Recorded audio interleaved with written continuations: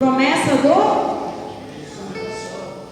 Isso, irmão, que achou? Promessa do... Glória a Jesus. Diz assim a palavra do Senhor: e a eles se manifestou vivo depois de sua paixão, com muitas provas, aparecendo-lhes durante 40 dias, e falando das coisas do... E comendo com eles, ordenou-lhes que não se afastassem de Jerusalém, mas que esperassem aí o cumprimento da promessa do Pai que ouvistes. Disse ele, da minha boca, porque João batizou na água, mas vós sereis batizados no Espírito Santo daqui a poucos dias. Amém, tá bom até aqui. Dê um beijo na tua palavra. Coloque a mão sobre ela. Você que não trouxe a palavra de Deus, coloque a mão sobre o seu coração. Feche seus olhos nesse instante, irmãos. Meu Deus, eu oro, Senhor, nessa noite, porque eu sou pequena e miserável, Senhor. Não sou digna, Senhor Jesus, de abrir a tua palavra. Eu não sou digna, Senhor Jesus, de estar aqui nessa noite. Mas eu peço, Senhor, que a sua palavra, Senhor Deus amado, que não é lançada sem voltar com frutos. Peço, Senhor, que ela frutifique no coração dos teus filhos nessa noite.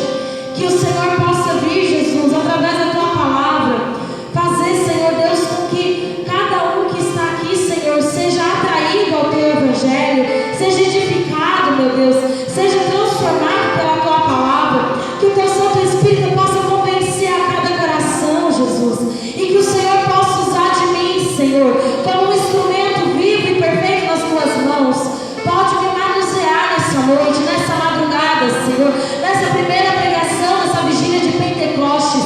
Eu peço que o Senhor use, meu Deus, e que o Senhor edifique a tua igreja através da minha vida e da tua palavra essa noite, meu Deus. Glorifico e bendigo o teu nome e digo, Senhor, tens liberdade para agir nesse lugar. Amém, Jesus, glória a ti. Amém. Dê um beijo na tua palavra, irmão, deixa ela de lado. Glória a Jesus. Nós estamos vivendo um tempo de festa na igreja, amém? Que festa é essa? Me explica. Pentecoste, glória a Deus. E não era diferente, irmãos. Eles estavam vivendo uma festa naquele tempo também. Eles tinham acabado de sair da Páscoa, como o Joviano conduzia aqui. Eles tinham acabado de sair da Páscoa, o qual era uma festa muito importante para eles também. Mas eles não tinham encontrado, não tinha acontecido aquilo que eles esperavam, irmãos. O Senhor deles, Jesus, irmão, tinha morrido e ressuscitado ao terceiro dia, como nós sabemos que a palavra de Deus diz. O Senhor tinha morrido, ressuscitado e estado com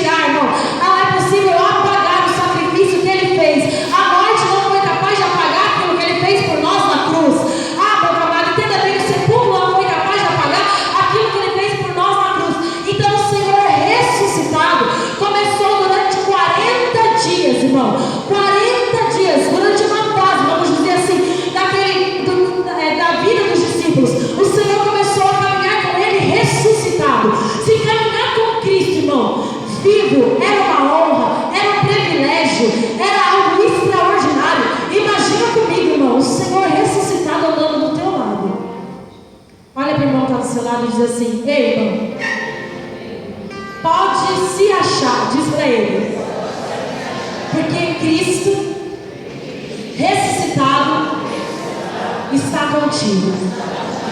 Aleluia. Glória a Jesus. E diz a palavra de Deus então, irmãos, que depois de 40 dias andando na terra ressuscitado, 40 dias andando na terra, irmão, com a marca do sacrifício dele nas mãos, nos pés, no lado, 40 dias andando na terra, comendo, ensinando, falando do reino do céu, irmão, com os discípulos dele. Chegou a hora então dele subir ao céu. Chegou a hora então dele ressuscitar. Chegou a hora então dele voltar para o lugar dele, amém? Que aquilo que é do céu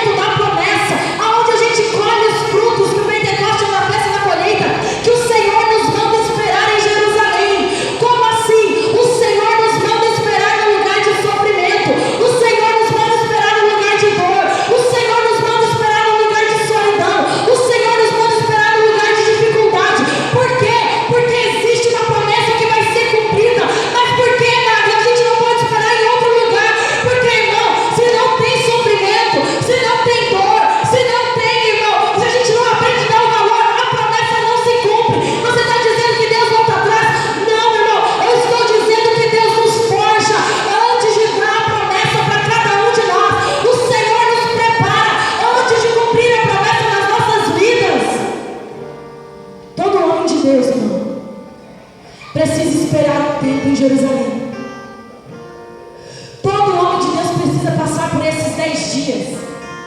Talvez na tua vida não sejam 10 dias. Talvez na tua vida, irmão, não seja um ano. Talvez na tua vida não sejam 10 anos. Talvez na tua vida sejam 20, 40, 50 anos que você tem orado, esperando a promessa de Deus se cumprir. Nós estávamos na casa da Amanda, ela saiu agora, e eles estavam falando que aqui a violência tem aumentado cada dia.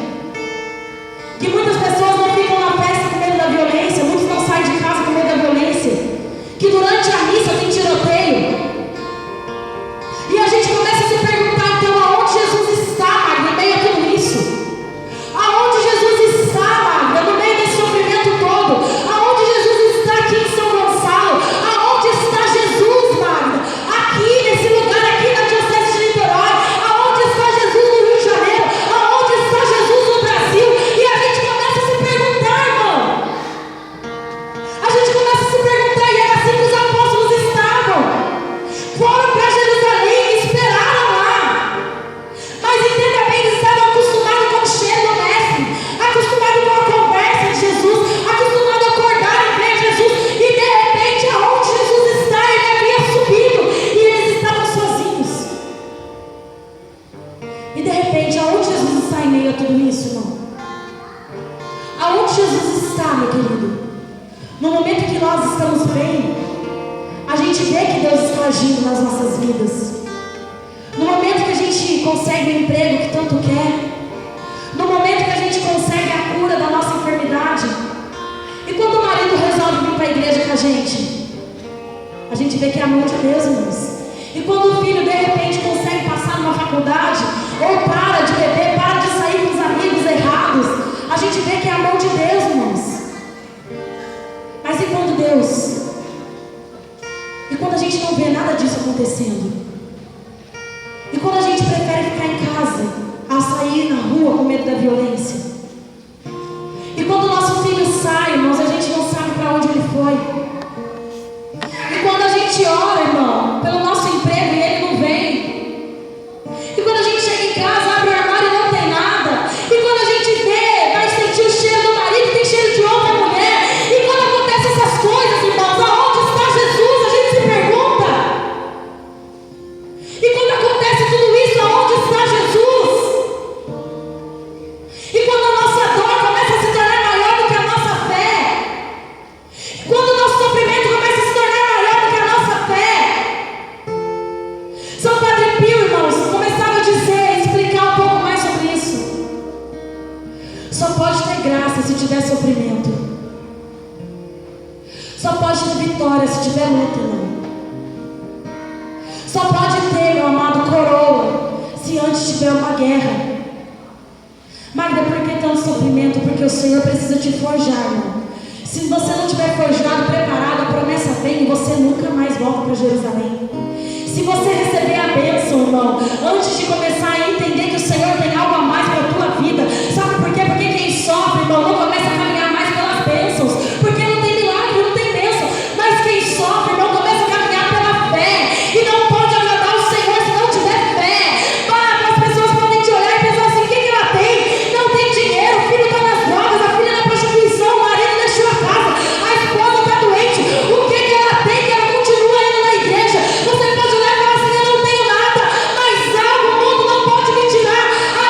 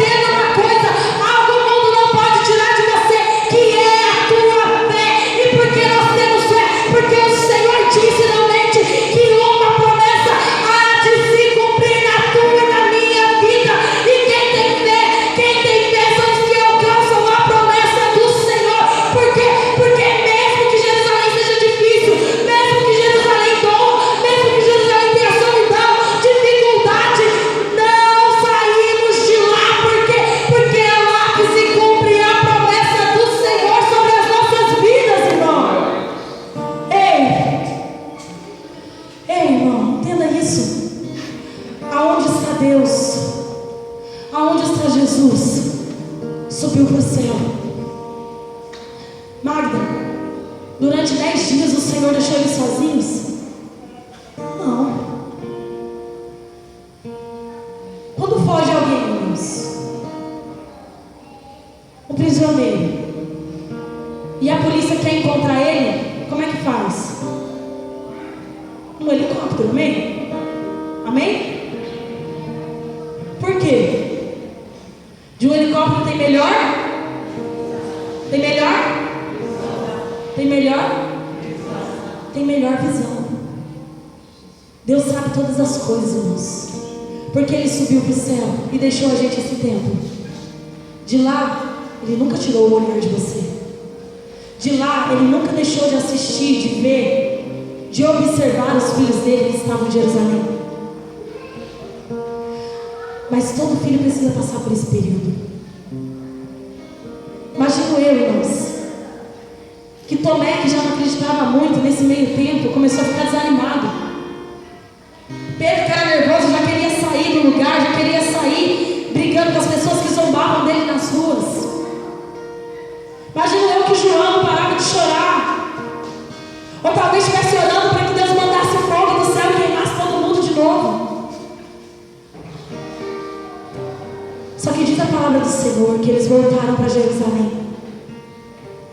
E lá eles ficaram reunidos numa sala, esperando que a promessa de Deus viesse.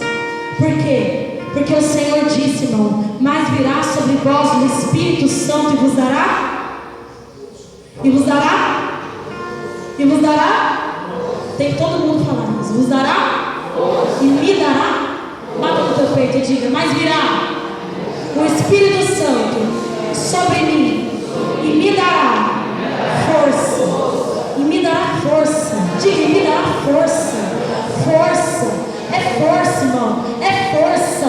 Ei, meu amado. Então eles começaram a entrar naquele lugar. Era um lugar apertado, sim, mas tinha naquele lugar, não, algumas pessoas, talvez 120 pessoas. Eu não sei direito. A Bíblia fala que tinha 120 pessoas naquele lugar, irmão. Não sei quantos eram homens, quantos eram mulher, não sei, meu amado. Não sei o que a palavra diz, mas eu sei que de repente eles naquele lugar fechado, eles naquele lugar talvez orando, talvez sentados, talvez chorando, talvez discutindo alguma coisa. De repente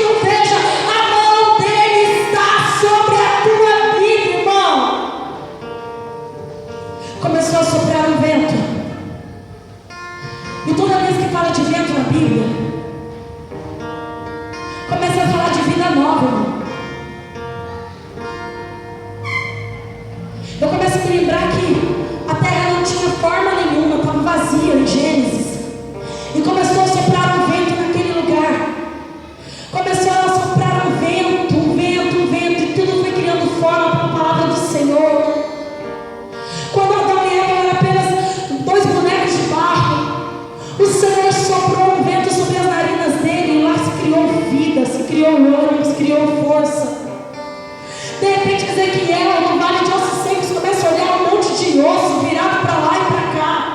E o Senhor manda, profetiza sobre eles o meu espírito. E Ezequiel profetiza, e naquele lugar sopra um vento, irmãos, que dá vida e torna os ossos secos em um grande exército. Começa a me lembrar, irmãos, que o Senhor começa a soprar vento em vários lugares da palavra de Deus. E que em todos eles o Senhor começa a dar vida nova. Eles estavam fracos, eles estavam cansados, eles estavam, irmãos, sofridos pelo tudo que tinha acontecido por ele, por aqueles períodos de Jerusalém. Esse período de dificuldade que nós estamos passando nos deixa feridos, nos deixa fracos, irmãos. Mas começou a soprar naquele lugar um vento. Ei, imagina comigo, irmão, eles sentados no chão e começando a soprar o vento. De repente um foi ficando em pé, o outro foi ficando em pé, se animando, está acontecendo alguma coisa. E o outro cutucando, mas você está vendo? Eu não estou vendo, mas eu sei que está acontecendo alguma coisa. Você consegue sentir? Eu consigo sentir, está acontecendo alguma coisa. E o outro mais discreto, não, é só um ventinho. Não, é só um pequeno sinal. Não é nada, deve ter alguma entrada de ar, alguma janela quebrada. Ei, meu querido, quando o Senhor começa a agir na nossa vida, depende daquele que vai receber, depende da maneira que você olha. Às vezes você pode começar a olhar, irmãos, o padre fazer uma vigília de Pentecostes, trazer a gente lá no São José dos Campos como apenas um ventinho. Mas por outro lado, você pode abrir o teu coração nessa noite e começar a entender que a mão do Senhor nos trouxe aqui, miseráveis, pecadores, pequenos, irmãos, mas que o Senhor nos trouxe aqui para usar e quer agir na tua vida através dessa palavra que Ele está nos dando. Começou a soprar então um vento e soprava. Imagino eu que a casa toda ficou em pé. E de repente no vento, irmãos, diante dos olhos dele, aquilo que era só vento, que eles não viam, se transformou em línguas de fogo. Uma grande chama de fogo que se repartiu e deu uma chama para cada um. Diz a palavra de Deus que era uma grande chama de fogo que se repartiu e começou a repousar sobre cada um. Sobre cada um. Não ficou ninguém de fora, irmão. Sobre cada um. Magda, o que você quer dizer através dessa palavra?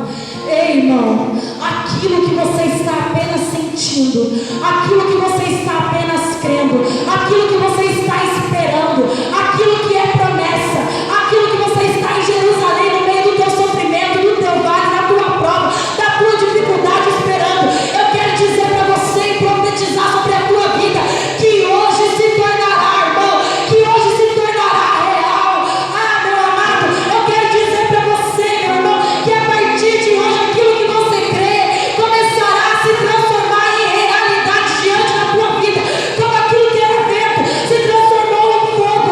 Aquilo que você tem esperado, que você tem crido, que você tem sofrido, chorado, esperando, vai começar a se transformar em realidade na tua vida. Por quê, Marta? Porque é promessa minha, não é promessa dele, irmão.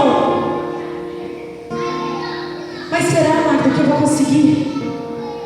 Eu sou tão fraco, sou tão pecador. Ah, irmãos, é o que eu me pergunto todo dia. Meu Deus, será que eu consigo até o fim?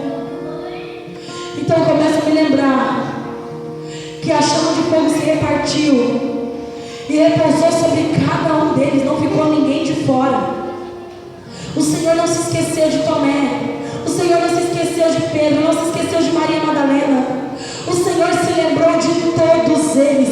E eu, Magno, o Senhor se lembrará de ti também, irmão. O Senhor vai se lembrar de você também. E meu filho, o Senhor vai se lembrar dele também. E meu marido, o Senhor vai se lembrar também. E a minha situação, o Senhor não esquece. A língua de fogo se reparte e repousa sobre todos nós. Ninguém fica de fora da promessa do Senhor. Permanece em Jerusalém. Não sai de lá, porque lá haverá o cumprimento da promessa. E o que acontecerá depois, eu digo para você, irmão, Tomé, que era um incrédulo, que não acreditou que Jesus ia ressuscitar.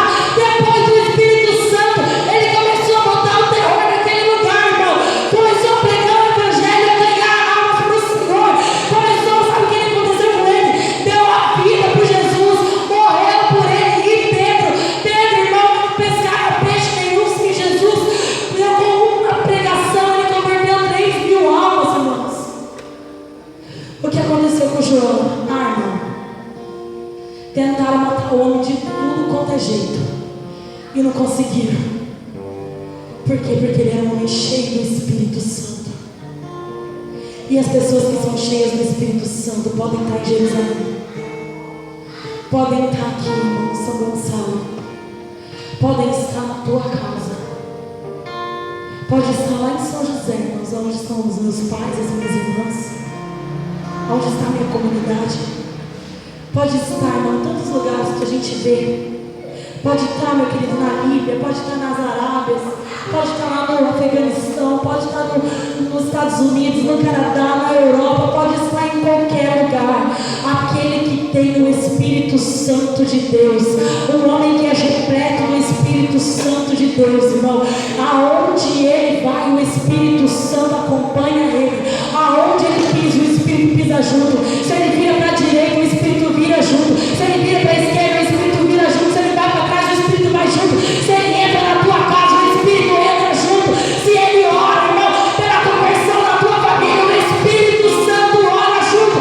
Por quê? Porque a palavra do Senhor diz: eu vou, mas eu não vou deixar vocês sozinhos jamais, para que vocês sejam minhas testemunhas aonde forem. Você pode estar vivendo, meu amado, o tempo de sofrimento, o tempo que você olha para o céu e não vê Jesus mais, o tempo de solidão, mas espera no Senhor, permanece firme no Senhor, que você perca tudo, mas não perca a tua fé no Senhor, porque a promessa vai se cumprir na tua vida.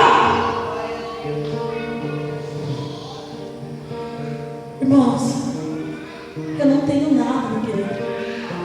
Nada, eu não sou casada, eu não tenho família minha. Não tenho emprego, não tenho casa, não tenho filhos, não tenho nada. Mas eu tenho o Senhor, meu amado. Mas eu tenho meu Senhor, entende? Eu tenho meu mestre. Eu tenho a minha promessa. Você pode olhar e não ter nada, mas o vento está soprando sobre a tua vida. Creia na promessa do Senhor.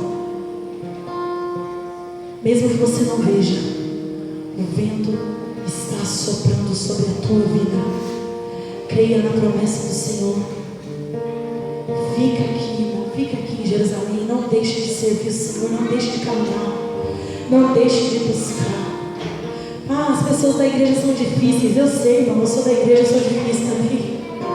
Mas vale a pena esperar pela promessa do Senhor, irmão. Vale a pena esperar pela promessa do Senhor. Aonde está Jesus? No alto. Aonde Ele tem uma visão melhor sobre a tua vida. E não deixe escapar nada sobre você, meu querido. Sinta o vento do Senhor sobre a tua vida. Sinta o vento do Senhor, irmão, sobre a tua vida. Convido você a levantar nesse instante e fechar os seus olhos.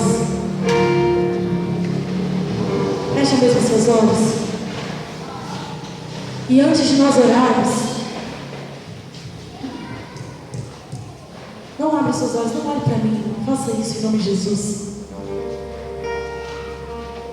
Eu convido você a começar a olhar e ver o vento soprando dentro da tua casa. Vê o vento soprando na tua casa. Vê o vento soprando, irmão. Aonde estão os seus? Aonde estão aqueles que você ama? Olha o vento soprando lá. Veja, irmão, o vento soprando. Com os olhos da fé, veja o vento soprando. O vento soprando na tua enfermidade. O vento soprando, irmão, na tua dificuldade. Veja o vento soprando nas ruas dessa cidade, sobre a vida de tantos jovens que estão se perdendo, nos hospitais. Veja o vento soprando, Marta, eles não vão ficar de fora. Não, irmão, tem promessa para todo mundo. Veja o vento soprando, soprando. Eu não consigo ver. Espera, irmão. Espera, espera em Jerusalém. Espera no Senhor, porque o vento vai se transformar no fogo. A promessa vai se cumprir e